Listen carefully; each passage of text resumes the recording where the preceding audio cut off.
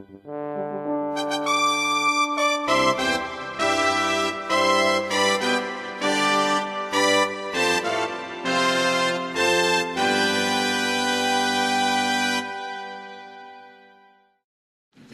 like to call the meeting to order. If I could have roll, please.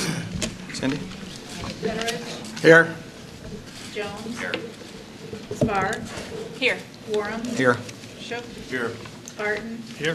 Opperly. Here. Jones. Thank you. Has everybody had a chance to look at the minutes from last month? There are amendments to here.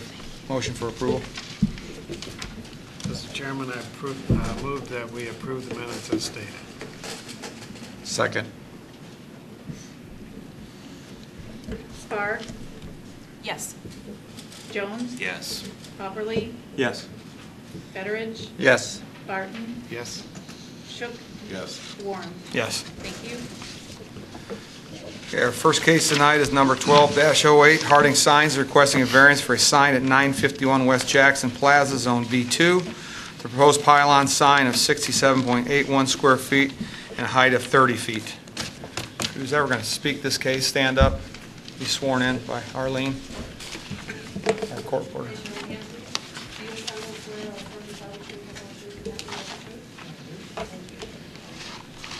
Step to the podium and you state your name and address too. Thanks. Yes, I'm Jim Harden with Harden Signs of 3663 Meadowbrook Road in Peoria. Thank you.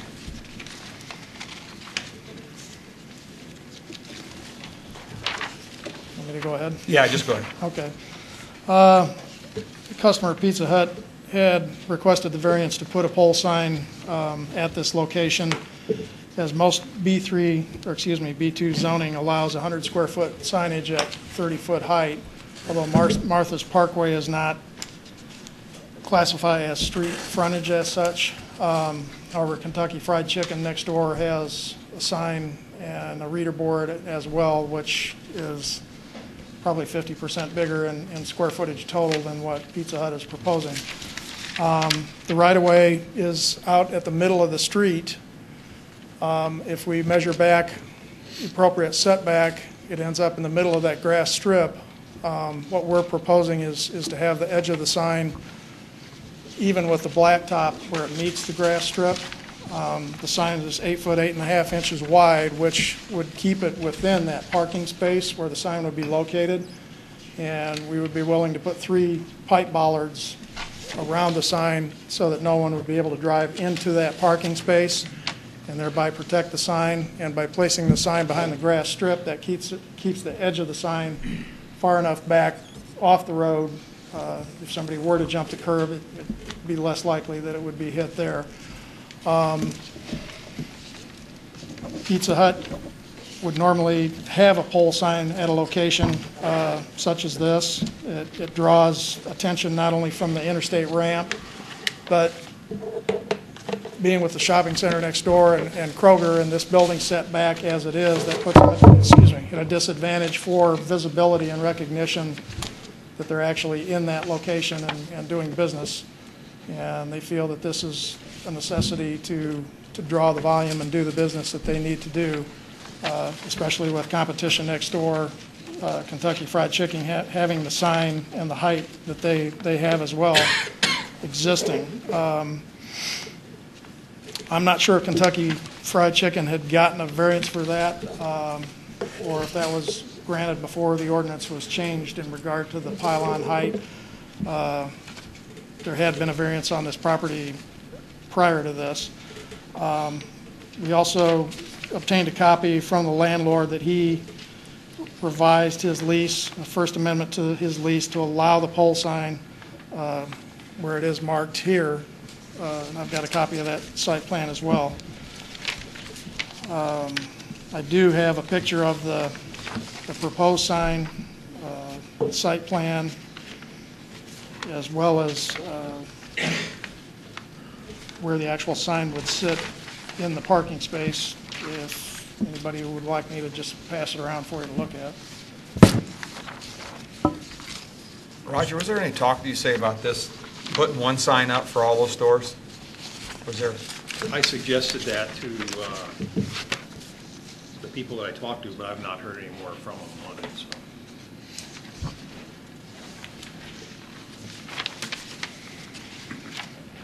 What direction is that sign going to face then? It'll be perpendicular to Martha's Parkway Okay. within that parking space. The shadow that you see right there is a real estate sign, which you can see in the picture that I'm passing around, and this would be the adjacent parking space to that, toward the entrance.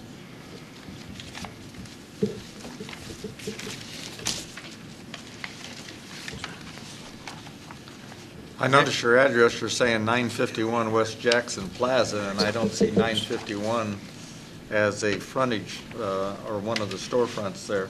I think, wasn't that 947, Roger, that was divided there on the left-hand side, that's where 951 is. Okay. Right next to 955. Is there anybody in the audience that wishes to comment to this case?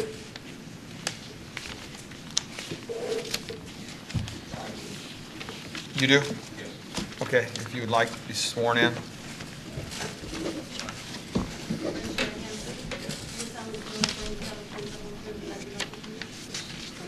Just step back. Just, if you want to just step back. Let this gentleman. We're on the same team, so he doesn't have to step back too far. My name's Nolan Grade. I reside at 146 Mill Run Lane in St. Louis, Missouri.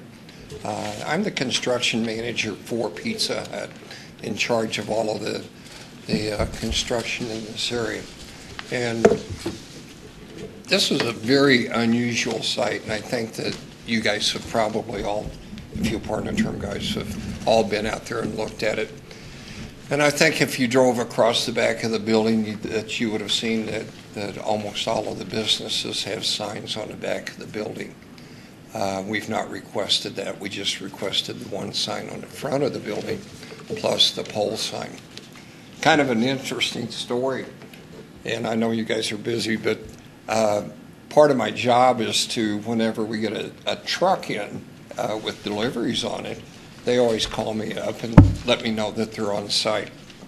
Well, out of probably 5 out of 6 trucks that went to make deliveries to the Pizza Hut were sitting in a Kroger parking lot, and they couldn't find it. And the building was clearly identified at that point with the address on it. So I felt that was a hardship, that they were one building away from the strip and they couldn't see it. And if you'll allow me to go through here, one of the problems, a second hardship that I feel that the sign addresses is when you come up the ramp off of the highway and you turn right towards the Pizza Hut, you can't see the shopping center. It's just completely blind. With the 30-foot sign out here, you can see the shopping center, and you can see the Pizza Hut sign. The sign company did a target. That's where you raise a target up and made sure that we had visibility all the way around. I think it'd be very frustrating for our customer base to come up and make that corner and make the second corner and try to find us and then not be able to find us at all. So for your consideration. Other than that, Anybody on the board have any questions? Have you thought about putting a sign on that back building? I mean, do you have a plan B? Yes, as a matter of fact. And I'd like to address that if I could. I stopped on a highway out here and took pictures of the back of the building when we were doing a survey for the site in the first place. And indeed, from the ramp coming up the hill, I could see the sign in certain places. Now, there's a lot of trees that have grown back up, back there in the back, that interfere with the visibility of the signage on the back of the building. As a matter of fact, if we put a sign on the back of the building that had any visibility at all, then it would only, we would have to cut down 4 or 5 trees that were in there. And we felt the trees maintained a sense of decor to the area. The second thing is regarding the sign on the back of the building, is once you get up to the top of the ramp, you can't see the building, you can't see the sign on the back of the building, so you don't know where the Pizza Hut is. So that was a decision on why we decided to go with a pole sign. The sign company put a target, 4x8 target, I believe. Flag test. Pardon me? It was a flag test. Okay. It was about 8 by 8, you know, And what they did is they located their truck right where the sign goes out here. They raised it up 30 foot, and then they drove all the way around and took pictures of the site to make sure that we had visibility for the building. And it was found that you could see it coming up the ramp, you could see it coming across the hill, and I'd tell you the name of the company if I knew what it was. It's probably Caterpillar, everything else is. And when you turn the right corner, you could still see it from that corner there, which is critical. Okay. Question maybe for Roger. Do you know, was the Kentucky Fried Chicken sign, was a variance granted for that? Do you know, or was that, do you know anything? I'm sure they would have gotten one. I don't honestly remember it though, but Okay. that'd have been the only way they'd have gotten it. If we approve this, I mean, are we in danger of someday having 6 signs right across the front of that? Because business A got one and now business B wants one. Well, that's why I suggested that they get together for that plaza and have a sign that they could all locate on, but that's, I don't know whose responsibility that is, if it's the building owner or each individual tenant or.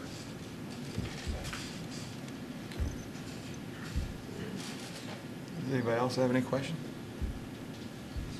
I had a question. Has Pizza Hut looked into having a sign for all the businesses there at all? We discussed it with the landlord. That's the landlord's responsibility to, I call it a marquee sign. That may not be the proper term. But for a shopping center, the other shopping center that has Kroger and Kmart and all that sort of thing in it, they have a marquee sign right down on the very corner. But still, the visibility for the Pizza Hut, even if we had a marquee sign out there that was, like 15 foot tall, which is pretty close to the height of the one down at the other end, you still couldn't see, there wouldn't be the visibility where you could see the Pizza Hut and identify it coming up the ramp and turning the corner and coming around the corner. Okay. I had a question of Roger. If they had a marquee sign there, how would they do something like that if they need visibility of 30-foot sign? Well, currently, there's no variance for the height of that sign. So that 30-foot number that we're kicking around here is the max. Somebody's probably not going to be seen from somewhere.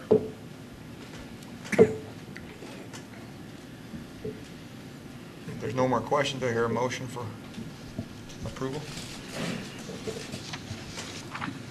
Mr. Chairman, I would move that we grant case number 12-08 under 1010 2C as stated. I'll second. Warren, Yes. Spar, Yes. Hopperly, No. Barton, Yes. Betteridge, Yes. Jones, Yes. and Shook. No. Thank you. Your variance has been granted, Thank you. so you can get with Roger for permit, and then when the time comes, you can get started on it. Thank you. Thank you. Okay, our next case is 12-11. Morton Park District is requesting a variance for light poles at 349 West Birchwood, zoned R1. Maximum allowed height is 35 feet. A total of 7 light poles. 3 will be 60 foot tall, 4 will be 70 foot tall.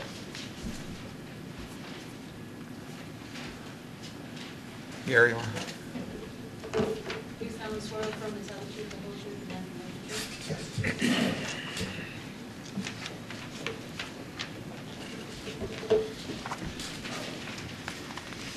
My name is Gary Watson, Director of the Morton Park District, and I'm here to talk about the variance for the height of the poles for the softball complex right here at Birchwood Park. Also with me tonight are Todd Stitt from Musco Lighting and Joe Morgan from Morton Girls Softball Association. I think most of you are familiar with the park and the 3 softball fields that are out there. The current field that's lit here is what we call Diamond Number 1. It's a full-size adult field. Diamond Number 3 is the fully enclosed youth girls softball field, 200 fences. 200-foot fence. The proposal is to light fields 2 and what we call field 3 for girls softball only, not for adult play, but for youth girls softball. It would include 7 poles, as was mentioned. There'll be 1 common pole between the 2 fields with lights attached. Basically, each field would have 4 poles projecting light onto them. There'll be a pole behind each of the dugouts here, and then there's 2 outfield poles on each of the fields, with the 2 poles closest to the property about 50 feet away, and these 4 outfield poles are the 70-footers. The idea there's Musco Lighting has technology with baffled light that directs the light directly down onto the field to minimize the amount of splashover light that there has been in the past. Birchwood Number 1 is the best example. That was lit almost 30 years ago. Out at McClellan Park, we've got the baffled lights for soccer, and also at the new high school baseball field, those are baffled. All that was done by Musco Lighting. The board has yet to take final action on this, but we wanted to go ahead and approach the variance board about getting permission on the height of the poles for the 2 softball fields. The Morton Girls Softball Association has been working hard for the last 3 or 4 years to accumulate funds to pay for half the construction cost for all this work, including some upgrading of the electric service in the building. And it also ties into a general upgrade of the entire north end of the softball, of Birchwood Park. The softball complex is probably the last athletic site that we haven't done a lot with in the last 30 years, realistically. If we can light these 2 fields and allow us then to move forward with doing something with the parking lot, we're also looking into upgrading the concession facility and adding more restroom space, and the restrooms are located in the building here to kind of get this facility up to a little bit better current standards and to provide better playability for the girls for now and in the future, because this is for the kids that live in our community, and their families have worked hard to make this happen. I think it'd be nice, Gary. How late were you proposing on they can play? I mean, is there going to be a time limit? I think generally no later than 10 o'clock on any given night. There, with a rare exception, could be on a tournament. The park closes at 11, and so with the girls playing generally, I think by 10 o'clock on any night that there'd be any activity, they'd be done by the evening. And the length of the season would remain pretty much the same. So from the 2nd, 3rd week of April all the way to the 2nd, 3rd week of July is the primary season of play, with some additional games later in the fall from the junior high school and some of the traveling teams with FGSA. Gary, did I hear you say there's going to be less light cast on those houses than there is now with this upgrade? If I could get Todd to address that. The question is, will there be less light? My feeling is the ambient light from field 1 actually projects more light onto those homes than they will when fields 2 and 3 are going to be lit. The soccer field, you can tell, it just comes straight down. There's no spillage at all. Yeah.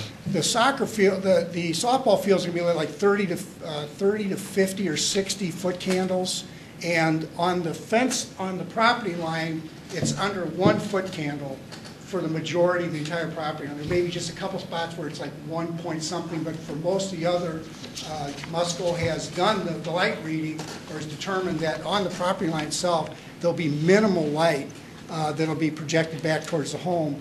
One other thing that we've talked about in our maintenance division would be to plant a row of trees between the ball fields, since we have a 50-foot area, particularly where the 2 light poles are going to be located. Put a row of trees. We're looking like a locust with small leaves to reduce the leaf problem in the park because of the wind that blows through there, and to buffer the look of the poles, and also to screen the homes for people to feel that they have more privacy, although the light level is not going to be any. I actually believe field 1 projects more light if we could baffle. When fields 2 and 3 are lit, I think the homes will actually have less light projected on them when field 1 is lit all by itself, with the new technology that is available from Musco. Does anybody in the audience wish to comment to this case? Sir, could you just stand up and be sworn in? Do you solemnly swear to tell the Kevin, if you want to just step up to the podium. My name is Kevin Moser. I live at 361 South Glen, and between the two trees there. Okay. My backyard is in center field of Diamond. Is that number 3? Number 2. I'm in center field number 2, and I just have 2 questions. One for the board and one for the park. It's my understanding that when Diamond number 1 was lit, I've been there 26 years at that house. When that was lit, they were granted variance to light that diamond and said they would never light Diamond number 2 and 3. So I want to ask the board, does that mean never is an absolute? Well, that was way before my time. I don't know if we have. Well, I know it's a new board. Yeah, I don't know if there's been anything in writing then, or. Well, the reason I ask is because I was granted a variance to add on to my garage, and I was told I can never put anything in my backyard. So I just want to know, if never is not an absolute, then I'll be requesting a variance to add on to my house. So. Well, I mean, you have that option. When did you have your garage? When was that? It was 15 years ago. It's a new board. I don't recognize anybody on the board. Okay. So. That was my question for the board. My question for Gary is, will the co-ed teams be allowed to play on that diamond when it gets lit at Pumpkin Festival time? That's when my garage gets hit with softballs. The men hit it. Yeah. Certainly not under the lights, because that field will not be lit for adult use. Okay. I'm not saying that they wouldn't use it for the co-ed pumpkin tournament, but it would not be for lighted use, because the lights would be located in a manner that the only use for it would be for the girls' softball only. That's fine. That's all I have. Okay, thanks, guys. Does anybody else in the audience wish to comment?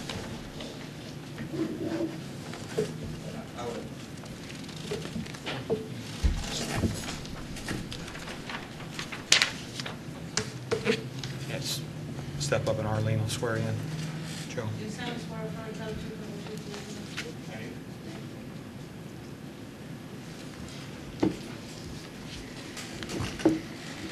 My name is Joe Morgan. I'm the president of the Morton Girls Softball Association. I live at 448 South Mississippi Avenue here in Morton. Just a couple comments. First of all, we appreciate the board's consideration for our project. As Gary mentioned, this is something that we've worked on for many years. We've come to the board previously for requests for some grants to run our tournaments, and they've been very successful. The success of those tournaments has helped us with the development of our program, and as well as the continued support of sanctioning bodies such as the ASA and NSA, which are softball governing bodies, which continue to approach us for hosting tournaments, which are a very large benefit for the entire community, including the small business owners here in town. Susan Piles has attested many times there's been a very dramatic economic impact from these tournaments. First and foremost, though, these tournaments help benefit the youth of Morton. The girls that are involved in the program prior to 5 years ago didn't have that option. We never had a tournament before that hosted at our facilities. We have that opportunity now, and as a result of that, we are growing our program. In 2007, we had 194 girls registered under the Morton Girls Softball Association. That number grew to last year, 2011, 294. We're at 286 this year. So even at 286, we've seen basically 49% growth in our program just over the past 6 years. And that's something that I think as a community we need to be proud of, to have the opportunity for these young ladies ages 4 to 19 to have this sort of an opportunity before them. To answer another question, we aren't looking to run games into midnight, 1 o'clock in the morning. These are little girls that we're talking about here, so we want to get them home, get them to bed. A couple of things that it will help us with, though, are the April, May practices that we lose our light at 6:30 or 7, and we have to shut it down and send the girls home. In June, July, we have light to 8, 8:15. Most nights when we even have Field 1 availability, currently, we run games out there on Mondays, Tuesdays, and Fridays this year, Mondays, Wednesdays, and Fridays last year for the girls program. we might have the lights on for 15 minutes just to get past the dusk, and the games are over anyway. So we're not really looking to do that. The only thing that we're ever looking at right now as far as extending the length of time on the games are, we start our games at 5 o'clock and at 6:30, and able to deal with existing lighting conditions. We would like to go to 5:30 and 6:45 for our start times so that we can have more parents have the opportunity to coach. Because our number one complaint that we have over the years relative to our program is that people can't make that 5 o'clock game. Most of us work for a living, and it's difficult to get home, get your girls in uniform, get them in there, let alone if you're a mom or dad that's willing to volunteer to coach and try to get there in time to get that started. Yeah. That's why we're looking at this project right now, is to be able to give those girls that have not had the opportunity to play due to scheduling conflicts a little bit more leeway and timing in to get to the fields. Thanks, Joe. I just have one real quick question. It's Kevin, is that correct? I mean, is your concern then the lighting? Is that what your main concern, what was your main concern? I want to My main understand. concern is how the board votes on a never. I'm sorry? How the board votes on a never. Okay. All right. I have no. I don't think there's a, Kevin, I don't think there's a never. I mean, that's why we have the board, to give people option. I don't know why they told you never, because I don't think. They don't explain why. You know, when I stood Yeah. before the board and I explained everything to them, they don't have to answer my questions. Yeah. They just say no. Yeah. I can address that. I was here. Yeah. Gary, you like the input? Yeah. The determination by the Park District in 1984 was that they would not intend to light fields 2 and 3. There would never be any intention to do so, because at that time, the primary use of softball in the park was for adult play.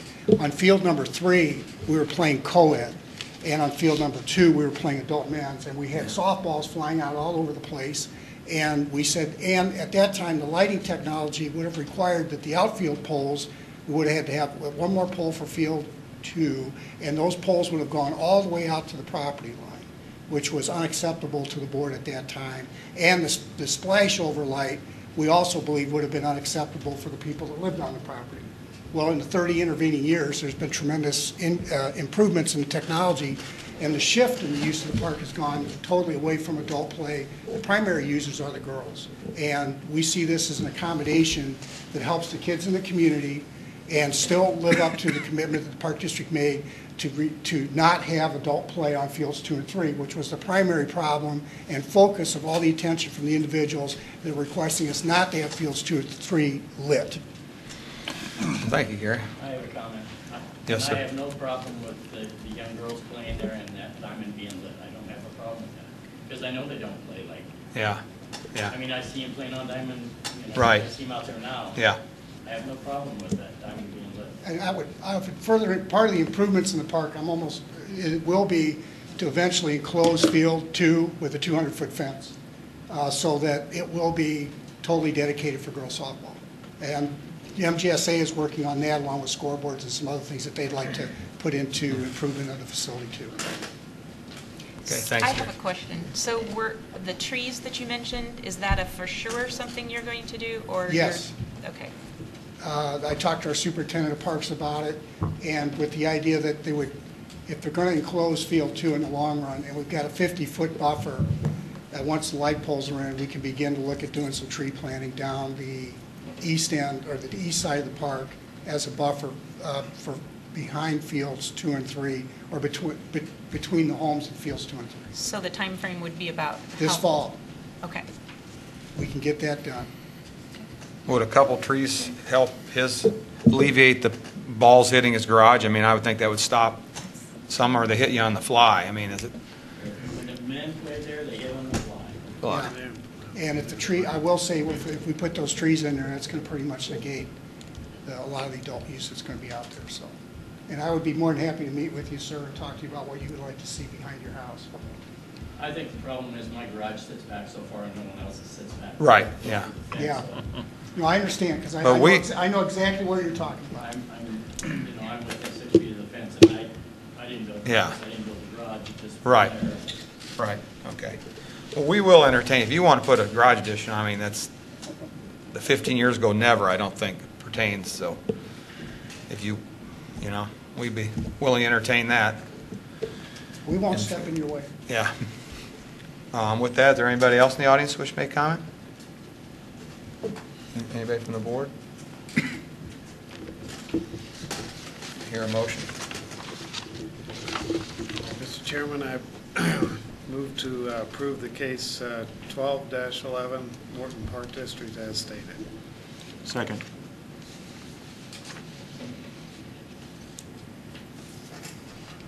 Shook, Yes. Jones, Yes. Barton, Yes. Hopperly, Yes. Spar, Yes. Warren, Yes. Betteridge. Yes. Thank you. Okay. Thank you. Thank you, Gary. Thank you, Joe. Thanks, Gary. Kevin, thanks for showing up, commenting.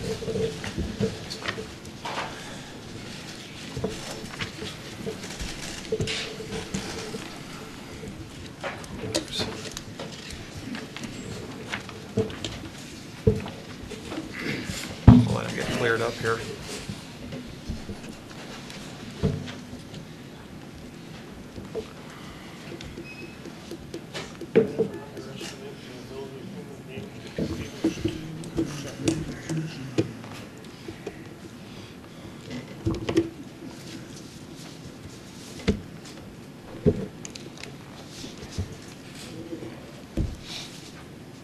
Okay, our next case, 1212, the Kroger Company is requesting a variance for a freestanding sign connecting pavement to existing parking lot and pavement setback requirements at 845 West Jackson Plaza, Zone B2. The request of a variance for proposed on-site pylon sign placed along the private frontage road. The request for a variance to allow connection and access from the proposed fuel center to existing parking lot adjacent to west of subject site. The requested variance of 8 feet will allow pavement within 2 foot of the rear property line. Who's ever going to speak this case first? Raise your right hand, please. Do you solemnly swear or affirm to tell the truth, the whole truth, and nothing but the truth?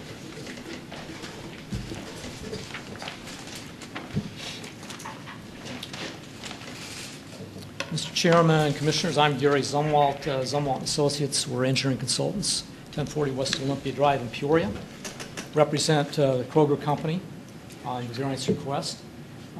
With me today is Dan DeSecchio with Kroger in the real estate department and Natalie Ma with the engineering department. So if there are any other detailed questions coming up, they can help me out here today too. We prepared the site plan. I think you have it in your packet for the fuel center. And on that, you'll notice that we have the truck turning template shown on there because that's obviously a key element on the whole design layout for the fuel center. Today, we are requesting really 3 variances.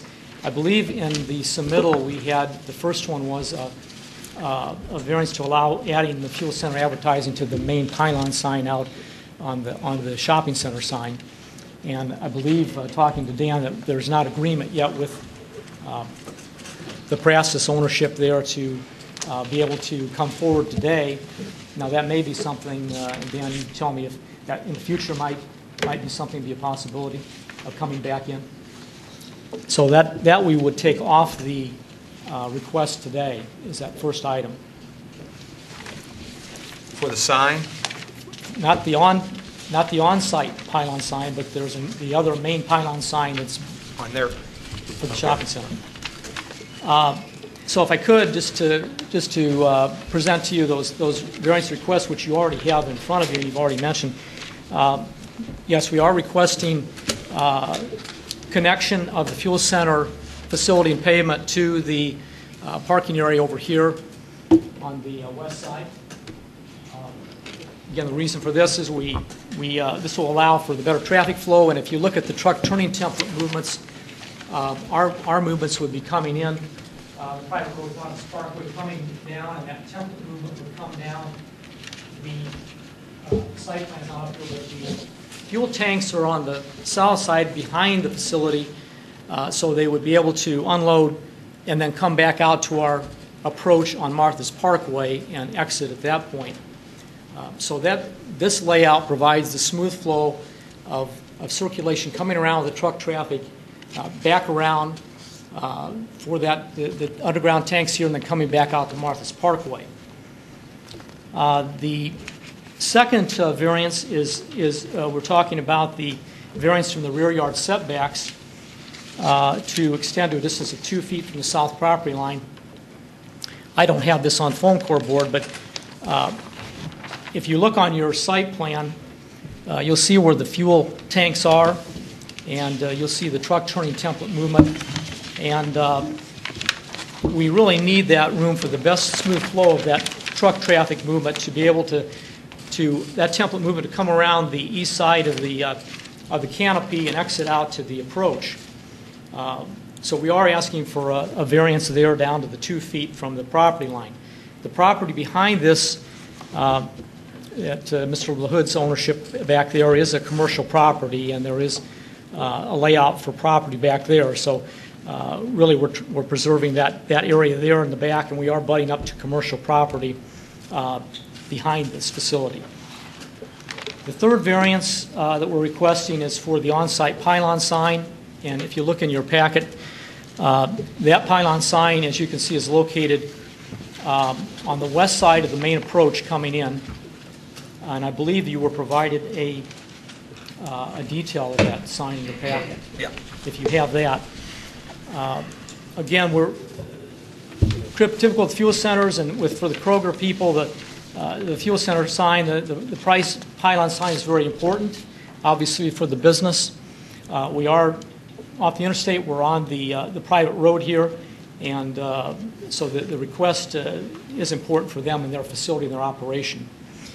Those are really the three requests we're making today. As I said before, if there are specific questions in the operation for the facility, we do have representatives here from Kroger that can help me in answering some of those questions. I don't have any question with the sign on the property, but as far as your rear setback, you're starting with a clean slate, and if you could buy that extra, Roger, would you like to, as far as that rear setback area, explain that? Yeah, the required would be 10 feet. And as I'd mentioned to you previously, Gary,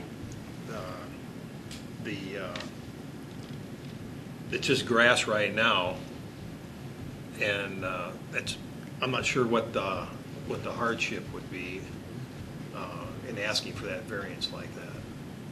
I mean, I like the project. I don't know about that flow down the one way, but as far as there's going to be, and I talked to Gary about that today. There wasn't time to make any changes to the plans, but when it comes in for a building permit, I think we're going to want to see some sort of two-way traffic on that east side of the parking lot, because right now it's the lanes of traffic that are parking are going the wrong way. If they were striped the other way, it would be better, but they're not. So we're looking at maybe perpendicular, and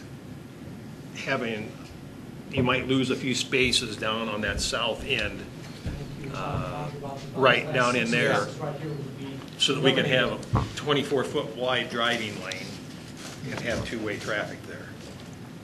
That'd be really nice there. I mean, it's a private road. It's kind of not a normal thing. If it was a city street, it would be real simple to do that, but it's not. It's private, but still, I think it could be a concern, and it is a concern for some of the local people because they've been talked to us. Right.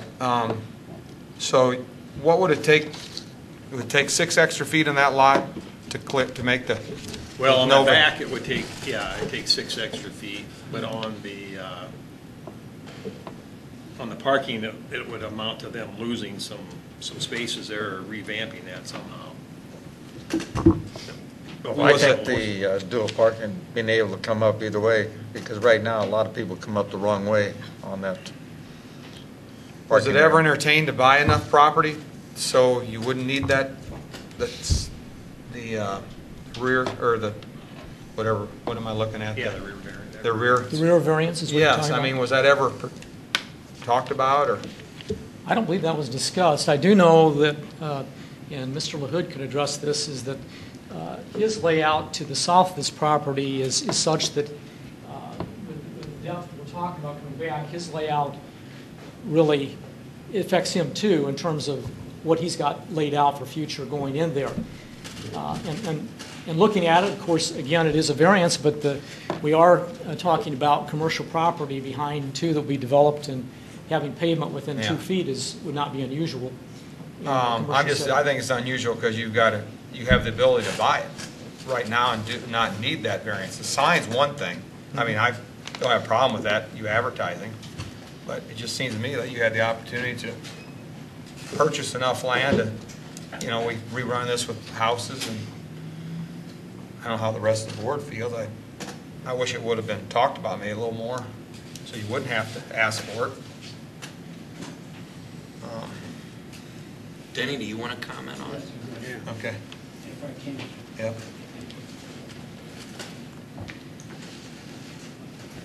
You solemnly swear or affirm to tell the truth, the whole truth, and nothing but the truth? I do. Cindy, did you get that plan?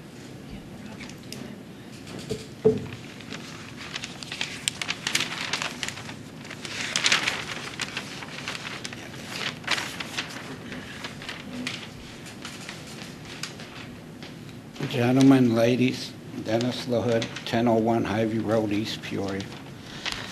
The reason that I couldn't sell Kroger when Dan DeSicio came to us to purchase ground over an acre is because we do have plans, and I've teamed up with Matt Abraham, who used to work for Marcus and Milchap, one of your nation's largest realtors. He now is teaming up with a national realtor. We have plans, we did have plans for a 30,000 square foot building, and we're moving forward with it now that the economy is changing. But with Kroger buying that acre, I couldn't give them any more than an acre because the tenants that we're dealing with are national tenants. And we have plans for an 18,000 square foot building. And with that, I have to have as much parking as possible, close to 100. And with Kroger coming in and taking this acre, I just couldn't give them any more than an acre in order to get the national tenants that we want. We're working with apparel company, we're working with national tenants. They need at least 100 parking spots. And with the acre gone, I can only give them between 85 and 87 parking spots.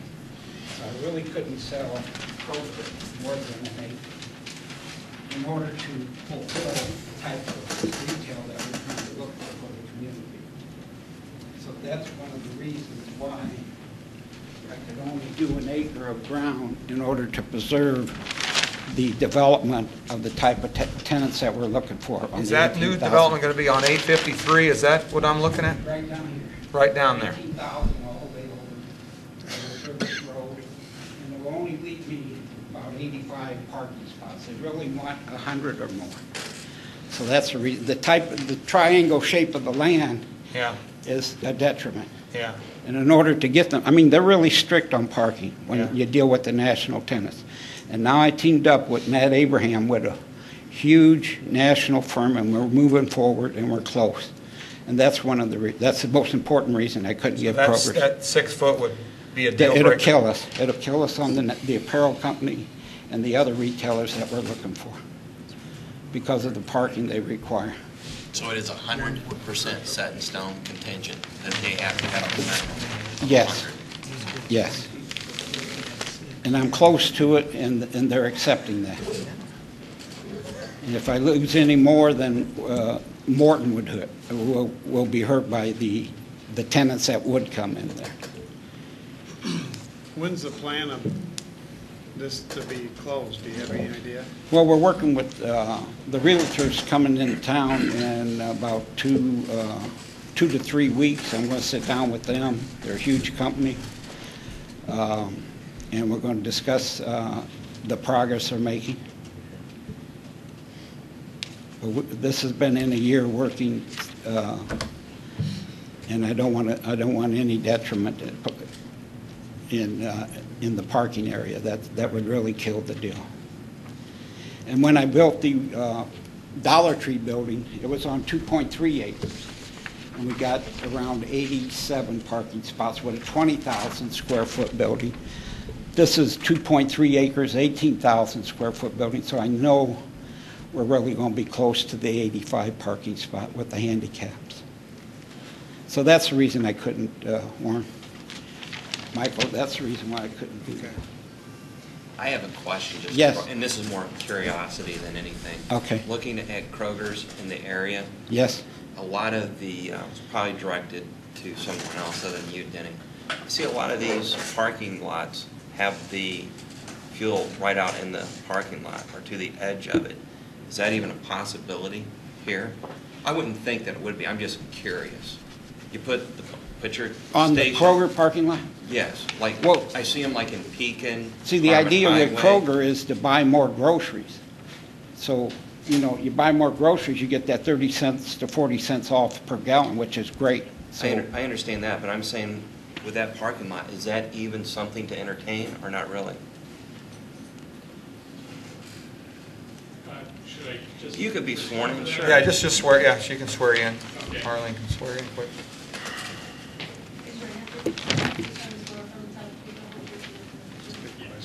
If you could, you just step up to the podium so we can have you on the mic.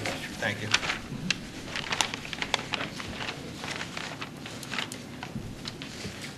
Hi, I'm Dan DeSicchio. I'm with the Kroger Real Estate Department. As far as this is concerned, there are several owners in this shopping center, as you're all aware of. We had talked with Mr. Phil Prassis on trying to do just that, putting a fuel center out by the traffic signal where the main entrance is, but we couldn't put a deal together at any of those locations out there that were good for us. We went back to our general office, asked if we could get some secondary locations from them, and they approved this, what we consider an interior shopping center location for the installation of the fuel center. So it's a secondary location for us, but it's also important because it ties right into the customer incentives that we try to give people for shopping at Kroger. We have these fuel I'm going to call them rebate programs, where depending on what you buy in the store and how much over a 1-month period of time, you'll be able to redeem that out at the pumps up to $1 per gallon. So it's 10 cents for every $100 you spend in the store. Right now, any of our customers going to this Morton store don't have an opportunity to redeem those fuel incentives. Thank you. Mr. LaHood, as far as that new building you're going to have coming back there, is that going to need a variance, or is that just going to come off the No. same setbacks? No, we're all set as All the far as setbacks are- zoning, setbacks, everything. We'll be in line. Okay. There'd be no problem with the trucks having to come in the back of No. the stores? No. Gary has a service road design with the radius turn with this, I think I gave it back to Roger, with the building where we'll have enough turning radius for the semis to come in and service the back ends of the stores that are looking to locate in Morton. Mr. Newhouse, you have a comment on this as far as with the board, how you guys feel about, you know, this future development, and if a little give and take here? Well, I think we first should say that the village board has strongly supported over the last few years economic development in every respect, and we are partners in the Economic Development Council. With respect to setback regulations, and Morton standards have always been pretty restrictive, and the argument for granting a variance or other zoning or planning variations is usually based on hardship, not of the, you know, it's not of the making of the applicant. That said, and the fact that we have, you have as a board, the ZBA, which is an independent body, for everyone's understanding in here, have granted variances in the past. There are examples in town where we have very close setbacks, but the standard has pretty much been set by the Zoning Board of Appeals, I think. So we want what is good for Morton, but we also want good, prudent guidance, I think, on proper zoning considerations, variance in this case being the prime example. So I think it needs to be left to the standards of the Zoning Board of Appeals at this point. I guess if I had to speak for the trustees, the argument would be not entirely opposed to these kinds of variances, but they need to be granted cautiously and with some assurance that they won't come back and cause a problem down the road, and that's usually the issue. Yeah, the only thing that's like this one, just being pavement, no wall, no fence, it's just pavement, so it's not obtrusive or anything like that. I tell you, sorry, didn't mean to interrupt. My largest concern, honestly, is what you were discussing earlier, is the flow of traffic. Everybody, and not that I go to Kroger every day, but more times than not, when I do, people are coming down the wrong way with the way these parking spots are. And then I'm just curious, I mean, that's just getting groceries. Then you add a gas station to it. Is there any way, and I'm not saying you can do away, it wouldn't make sense to do away with your parking spots, but is there any way that you can think of from an engineering standpoint to, and I have no idea, I'm asking you, the consultant, is there any way to solve that problem or lighten the load as far as people coming down the wrong way? Well, I think a couple things here. One, and I understand when Roger presented it to me this afternoon, and I understood that people were going the wrong way, and it was the end cap drive. So right away, people drive the way they're going to drive and go. But talking to Dan Secchio with Kroger, I don't think they have a problem with widen this out. We can do striping and do some things in here that will really set forth these lanes and create that two-lane setting in there. And I think the only issue then becomes with, and Dan, you can speak up on this, is that with the other shopping center ownership and the lease agreements or what reciprocal rights and agreements there are, those things have to be worked out to modify parking and drives. But the issue of the parking, losing the number of space we're talking about, is, to me, is a minor element. If we're going to lose 6 spaces and we create the 24, 25-foot driving lane, do the proper striping, create these lanes, I think that can work out. I probably wouldn't have as big a problem with it if there was some way to identify the flow of traffic, whether it be striping like what you were saying or a sign. Mm-hmm. But I just think with having that there, obviously you're going to pick up a lot more traffic. Mm-hmm. And that's what I would like to see, is something done in that area right there. And if you think that you can solve that problem by striping and signage or whatever, which it has none that I have noticed. Well, I think the striping can work. I think we, at the Martha's Parkway Avenue part, I mean, we can create a little bit wider island up there, not island, raised island, because snow plowing and everything, we'd rather not see that. We'd rather have the flush striping on the pavement and then go in with striping a skip line on down and then create on the radius spin down here a little island of parking, just striping again down there that would really accent the laneage. I can't speak for every driver. I know how my wife drives, so I can only say, people can drive the way they're going to drive, but I think the striping can really enhance that and create those laneages that you're talking about. Mr. Chairman, one thing that may help all of you as you consider this is to note that the Plan Commission will hear the petition for the special use permit that is required for this site to go into the shopping center at all when it convenes in a few minutes. And that's a place where that very question may be addressed. I also can tell you, I think that local Kroger management is aware of the problem with the use of the lanes and has mentioned that in conversations with other business people in town. So this will be addressed further in the Plan Commission. Okay, thank you, Steve. Also, just for your consideration as the board is your way, I was scribbling out some math and using a scale on Gary's drawings. As you look at the rear setback, the difference between what they'd have to add and what they have is less than 3/100ths of an acre. Based on the map I have here, adding 6 feet to the rear of that. So as you decide the extra land and considerations there, I thought I'd scribble that out quick. Would you agree with that? I haven't done the math, but I think that sounds probably somewhat accurate there.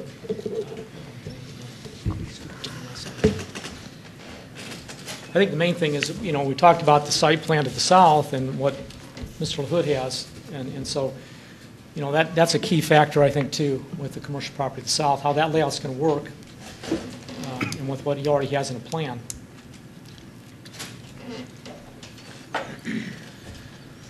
Does anybody else have any questions? Not, do I hear a motion? We'll probably have to go with 3 motions, with the pylon sign, connecting the pavement on the south side, and the rear setback. Would somebody like to give that motion?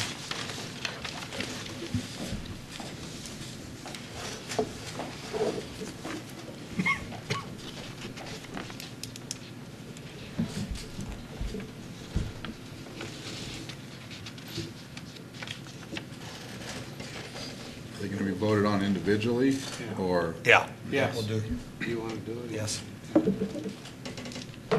Bill, would you like to take Okay.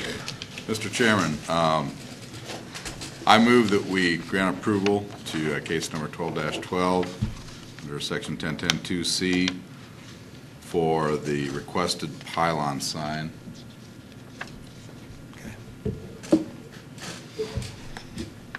I'll second that.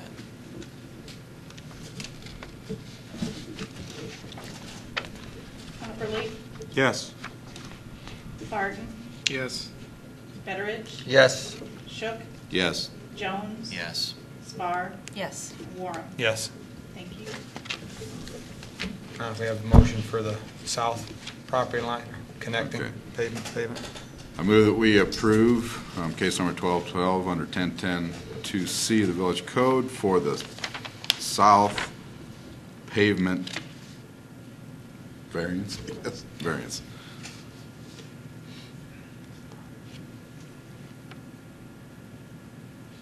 I need a Second. second.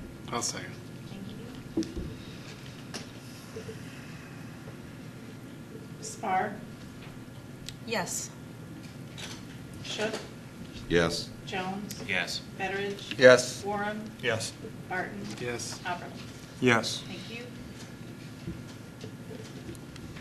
Okay, third time around here. I move that we approve case number 12-12 under 1010-2C of the Village Code for the south, no, the rear setback, excuse me, the rear setback variance.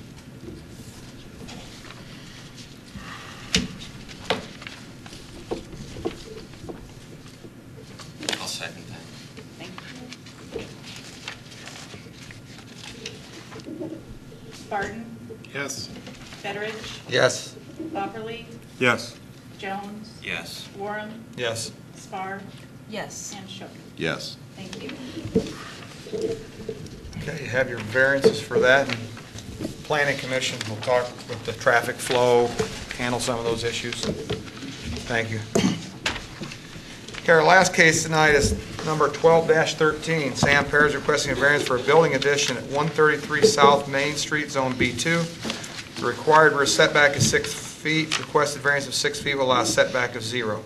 Required side setback is 7'5" inches. Requested variance of 7'5" will allow a setback of 0 also. Sam, you like to stand up, be sworn in, and step to the podium? Do you solemnly swear or affirm to tell the truth, the whole truth, and nothing but the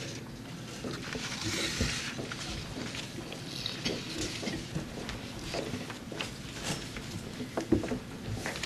Sam Parrott. I live at 14861 Almond Road, Tremont, Illinois.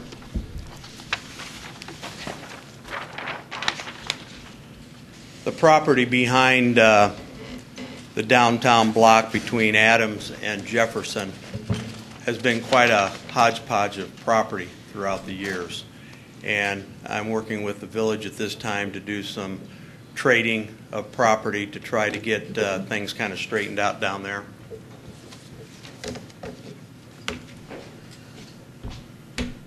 Right now, I own this piece of property that comes across and over. And as you can see, it's been a city parking lot for years upon years. They've paved it, they've maintained it, but it's my property. including this piece here. In recent months, I've tore this building down with anticipating adding on to the rear of the building here to expand the restaurant. And some of the plans I had looked at, this building wouldn't be put back. We're going to put parking lanes through here. But after researching it a bit, looking at a place, I don't know how many of you have been to Corey's in Peoria on Sterling, but they have a open air building over there, open sides. So we've decided to put an open air building back in this footprint basically, but because of the open airness, you'll be able to see through the parking lot and give visibility and a better openness in the back end. The reason for the variance is obvious.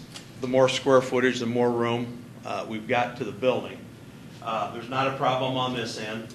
The problem exists with the parking lot, and I'm looking to build the building right up to the parking lot.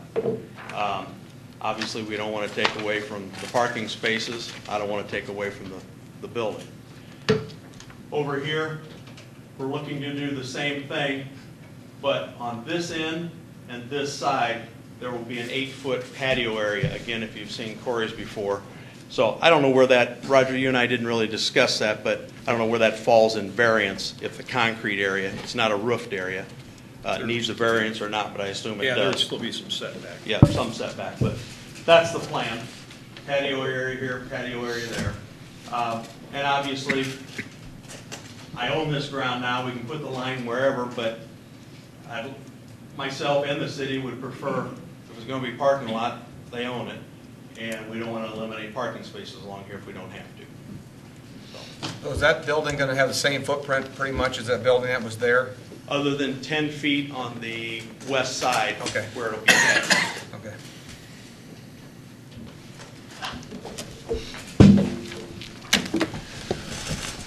Does anybody in the audience wish to comment on this case? So you don't intend to lose any parking spaces there then, with the building additions? No. Okay.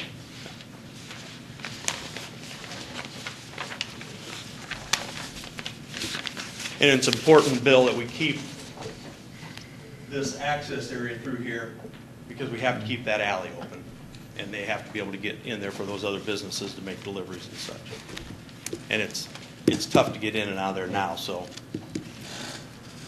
Well, yeah, parking's a premium, so that'll work out nice. Does anybody else have any questions on the board? I'm happy you're doing something down there. That'd be nice. Thank you. With the downtown talk.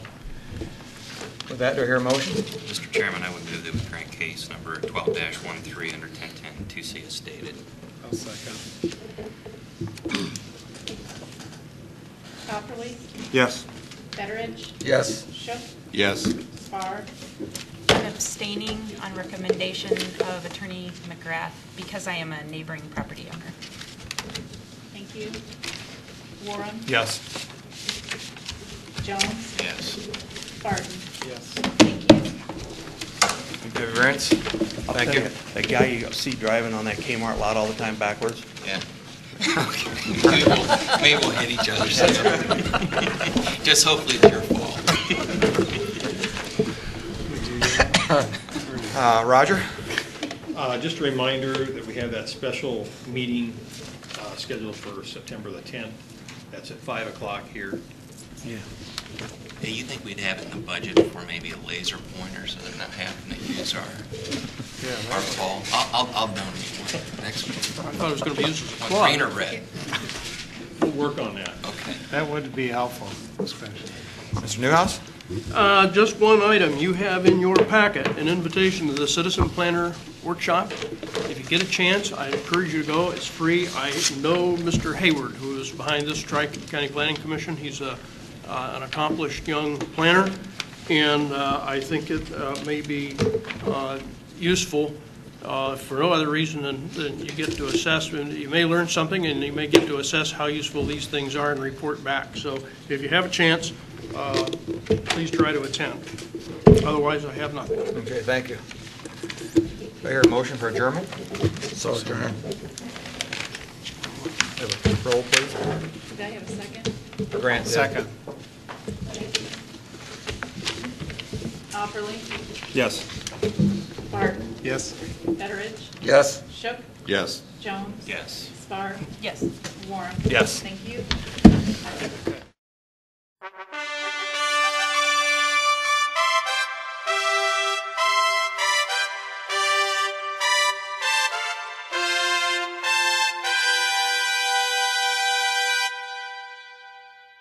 Thank you.